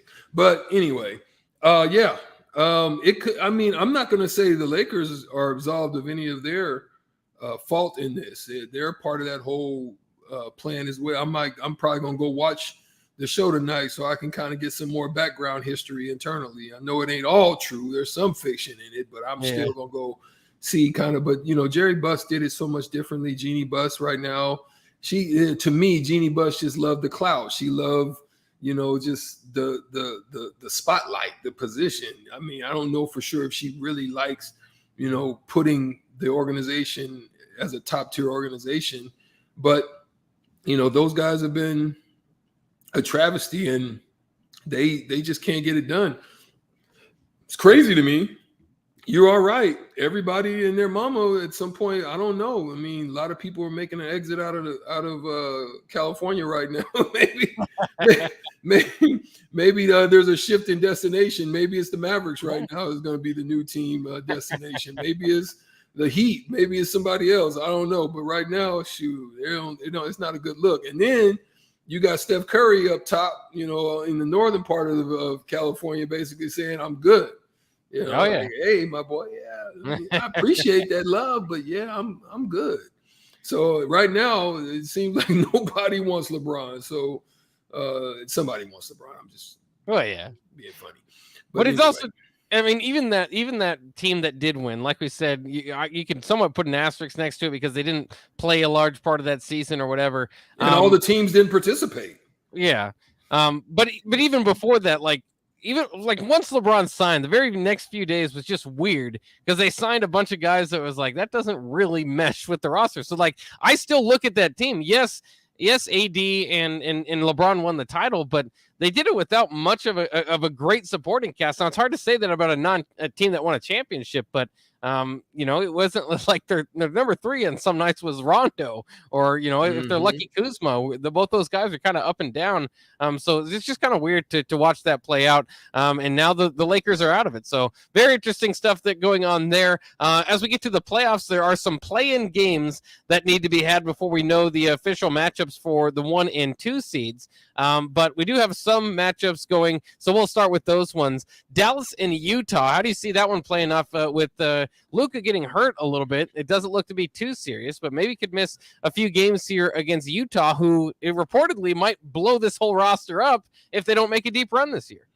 Yeah, I think with acquiring Dinwiddie, they're playing really good basketball right now. That ball is moving around. Yes, Luka is your centerpiece. He's the one that's going to get it done for them. But at the end of the day, I still think that team is a viable threat. They shoot the ball really well. They don't really have an inside presence, being that they are good shooters. I don't think they're going to attack Gobert in the inside. That would just be dumb. You think you got to try to run them. You got to try to run their legs out a little bit, make them a little tired. Utah's not a very overly deep team, so you get in their legs a little bit, run them out, and I think Dallas ended up being okay. I think that'll be a good series there in the 4-5. The 3-6 also very intriguing in the West. Golden State, who you just talked about, Steph Curry. I mean, those guys coming along. Jordan Poole's been really good this year. Taking on Denver, both stories are kind of injuries this year. Jokic will probably win the MVP again, or I think he at least should win the MVP again this year, but he's doing so without his best 2 running mates there going into the playoffs. And the Warriors have played a grand total of 11 minutes with Steph, Clay, and Draymond on the floor. Yeah, and that's crazy. I still think that's a testament to their organization and what they've built and what they've put together. Jordan Poole has been phenomenal in the absence of a lot of those guys filling in that void. I still think they're good enough. I mean, yes, Jokic is going to be a problem. They're solid. Murray, that crew, they're solid. They're going to pose a tough threat. If this game gets slowed down, I think it favors Denver with what they have, especially on the front court. But if it's a run and gun game, I think that's going to favor Golden State. And if it gets long into the series, I think it favors Golden State. I think Denver's got, if they have any chance, they got to end it in 5 or 6. Yeah, I agree with you. They're gonna have to do the best. I think for my mind, maybe it's just those years past, but with that group getting back together, I could see Golden State winning it all. We go over to the 4-5 matchup, and this is just kind of intriguing more so than anything. Let's start with the 2, 3, 4 seed in the East. Everybody tied with a 51-31 record. But the Celtics get the number 2 seed, which in this case you don't want because you could be playing the Nets with the 2 seed, while the 3 seed Milwaukee's playing a beat up Chicago team without Lonzo, who they don't punch up particularly well. They're not good against the top teams in the East. And then Philadelphia gets Toronto, which is interesting. That's a great matchup for them. Yeah, that's a good one.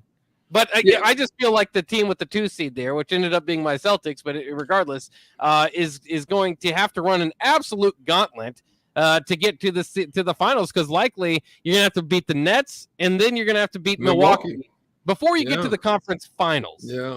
Yeah. That's a tough road. But I would say that if anybody in the East that can make the run like that with the style of play and the defense and the way that they play, it is Boston that can make that kind of run.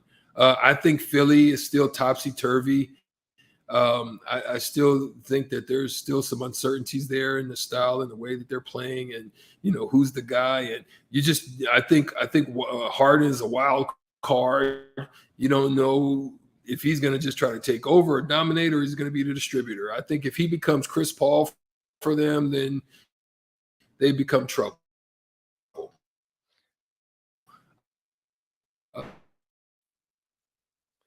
Have a little bit of connection issues there, Strick. We'll see if we can get that remedied here as we're trying to work on it. But we're talking NBA playoffs here on the block. Hopefully we can get Strick caught up there. The play-in games, by the way, are going to be, a few of them are tomorrow, which is exciting because they've kind of got a few, at least the 9-10 seed have the game 7 type of feel. Now, granted, not with the best teams, but tomorrow they're going to start off with not the 9 and 10 seed. Tomorrow's games are going to be between the 7 and 8s in each conference. And a reminder of how this goes: the 7 and 8 team will play the loser of that 7-8 game. The winner gets the 7 seed. The loser of that game will have to fight for the 8 seed for the winner of the 9 and 10 game. So if you're a 7 or 8 seed right now, you've got 2 losses and you could be out.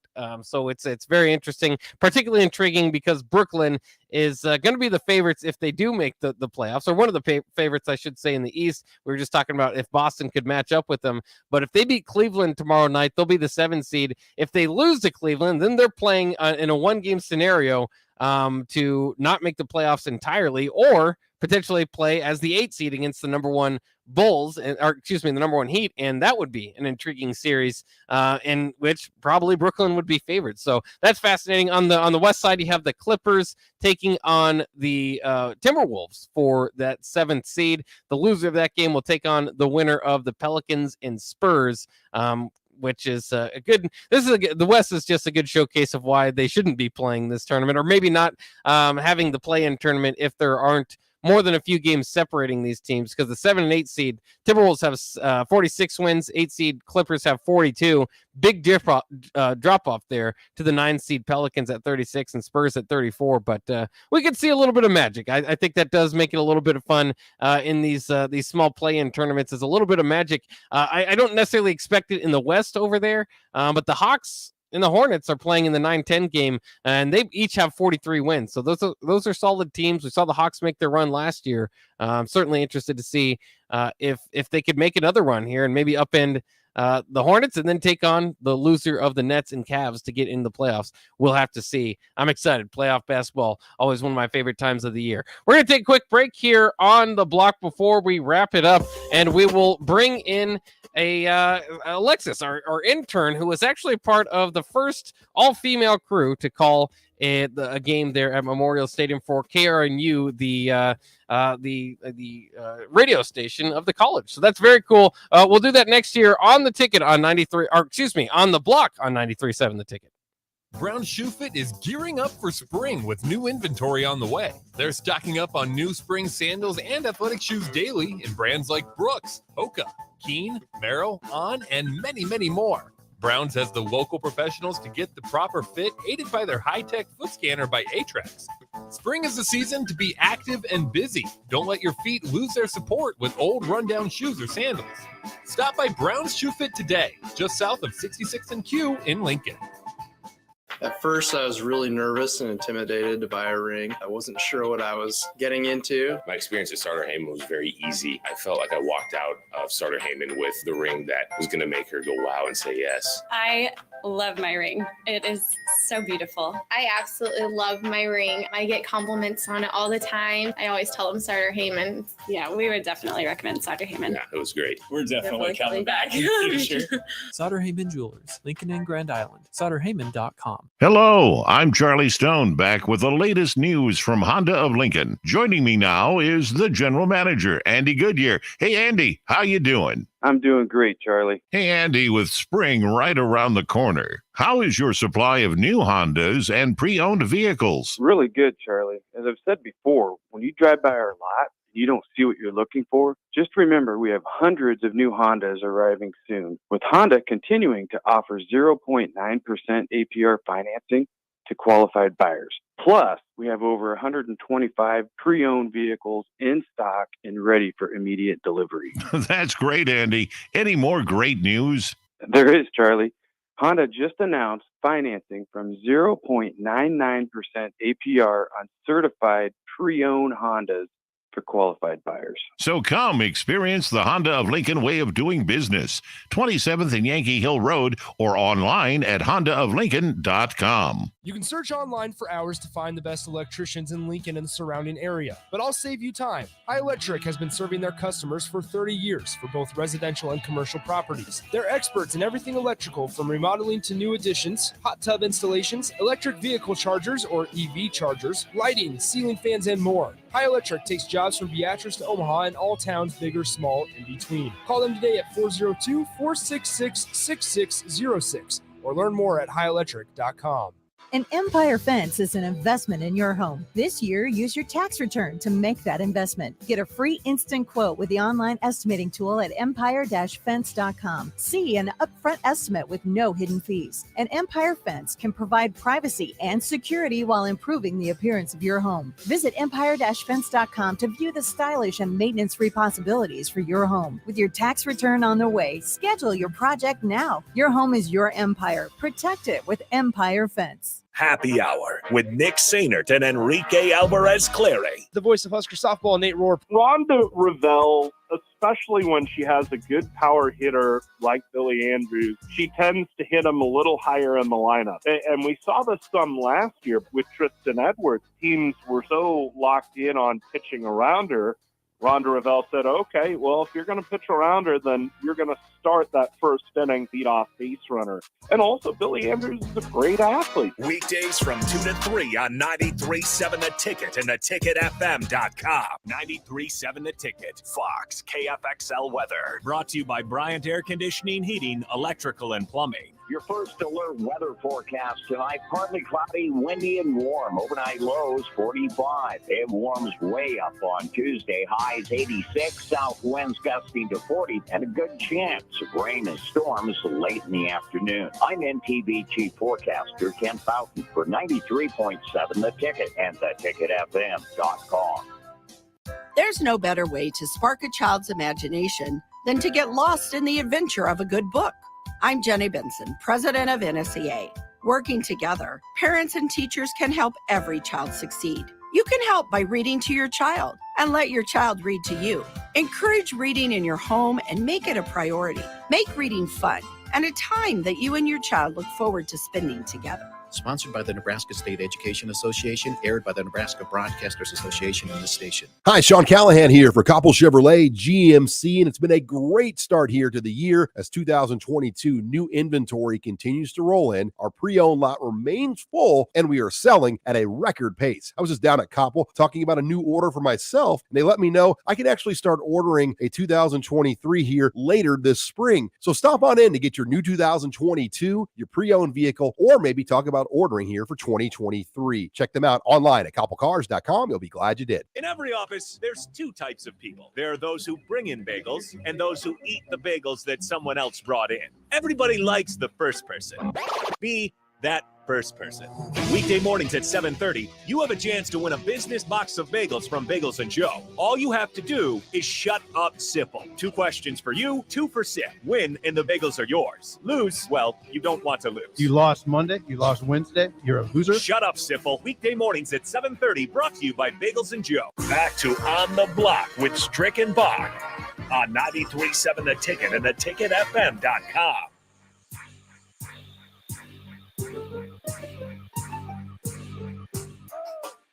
Well, gentlemen, something very cool happening today during this spring game is the Nebraska student radio station KRNU has an all-female broadcast crew for the spring game.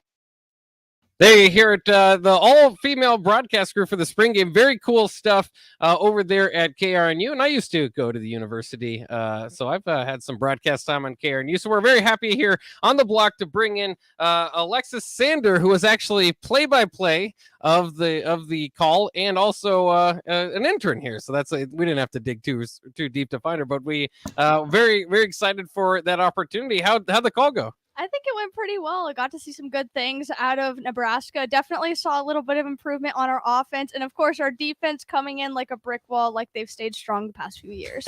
Yeah, it did look pretty cool. And it's just kind of cool to be a little bit a part of history over there at KRNU. Did you have some pregame nerves before calling a game? And this is regardless of the female-male aspect of it, but there's always a little bit of nervousness that maybe didn't prep quite enough, or I mean, the game format was also strange. Well, we didn't find out about the new game format until Friday, like everybody else. So that was just a slight stress, but we had that pretty much figured out when we got there on Saturday. All of us had all of our notes and everything out, but I'm not going to lie. I woke up that morning, I felt a little nauseous, and I was like, I'm about to go call the Husker spring game. This is interesting. Yeah, a lot of fun. Very cool stuff. It's been years since I called a game on KRNU. I did actually, the last time Nebraska beat Wisconsin, I was calling it on KRNU. That's all the way back in 2012. I think that says more about Nebraska and Wisconsin than it does my age, but it does date me a little bit there.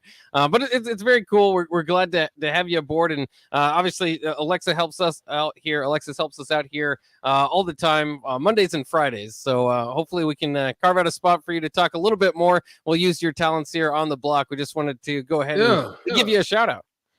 Oh, man. I mean, quite the experience. Hey, Strick, how you been? What's up, Alexis? How are you? I'm doing good. I did have a little question for you, though. Like, the way sometimes people look at this whole aspect of, women calling, men's basketball games or, football games, especially, did you find that that's something that you just have in the back of your mind, or is it something you just try to wade out into just the atmosphere, and then you just stay the course and just continue to hone in on your training and just do what you do and what you love about the game? Well, going into games, I usually just focus on the mic and what's happening in front of me. When it comes to that difference, and we have a couple of haters that come in every once in a while. It's pretty easy to block them out because we get a lot more positive feedback than we do negative, especially with the way how things are going in the world right now. A lot more positive over the negative. I appreciate the positivity from everybody that has been there to support. And the haters, you're going to have to get used to it. I mean, we're going to be here for a while.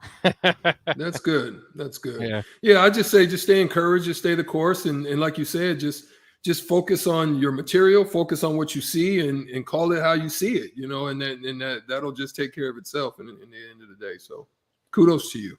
Thank you. I appreciate that. Yeah, and for what it's worth, too, this is she wasn't just selected to be the play-by-play announcer just because they threw darts or something. You got a lot of experience doing this stuff, huh? Yeah, I do. I've been doing this since I was 15 years old. I'm pushing 21 now, so a little over 5 years in the field so far. Yeah. Good. Well, a lot of play-by-play involved there too. So, what types of games, like, and this is not gender centric, but what type of games do you enjoy?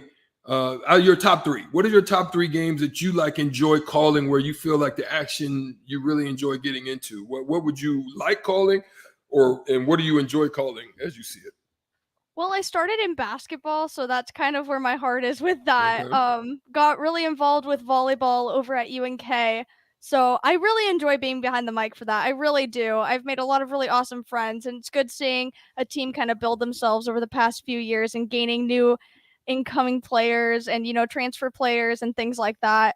Football's been an interesting one because I've had not exactly limited experience, but the experience I have had hasn't been as big as what I've been doing over the past couple of weeks, preparing for that spring game. It's mostly just been, some commentary here and there with the guys over at UNK in the booth, or, in high school, I did some PA for junior high football, just little things. But overall, I'd probably have to say basketball, volleyball, football would come in at 3, but I'm sure that'll hit that number 2 spot after a while. Oh yeah, wants to get a little more comfortable with it.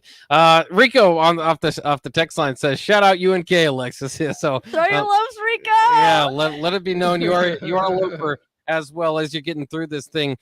So very cool stuff there. Do you have a hot take? I think we were debating early. Is Chuba Purdy now your favorite to be the number 2 quarterback coming out of the spring game? Not number 2. I'd say number 1. Yes, I saw Casey Oh, there you Thompson go. out there on that field. I'm going to be brutally honest about this.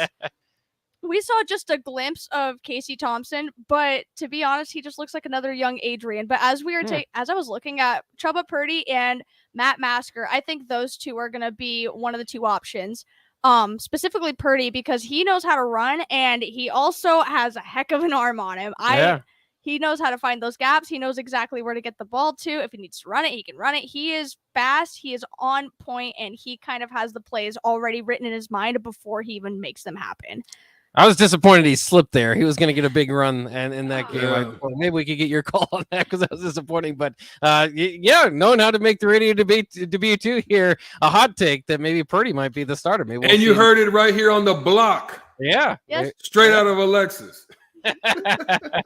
So there we go. Once again, Alexis Sander, congratulations. First all-female radio football broadcast call for KRNU over the weekend. Sure was a pretty cool experience, and we look forward to hearing more from you. And we'll bring you on the block once in a while too for making the trip. Thank you so much. All right, there she goes, Alexis Sander. And unfortunately, it is time for us to go here on the block. Again, we've had a wonderful day talking spring football and NBA playoffs. Of course, the playoffs will continue or actually start, so we'll be talking about that plenty over the next several days. Ticket Weeknights, as always, is en fuego, on fire, and that's coming up next. Nicole will jump in, and she usually has a really good group of guests, so we'll kind of see how that plays out. Strick, any parting words here on a Monday? NBA playoffs is jumping off. So, obviously right now it is a crazy time. We still don't know how USFL is going to go. So in a NBA basketball playoffs is the best thing popping right now until Nebraska baseball gets it going. There we go. We'll be cheering for the Huskers, as always, GBR. And we'll be back tomorrow throughout the rest of the week here on the block. Otherwise, have a good weeknight and don't touch that dial. Take a Weeknights coming up next.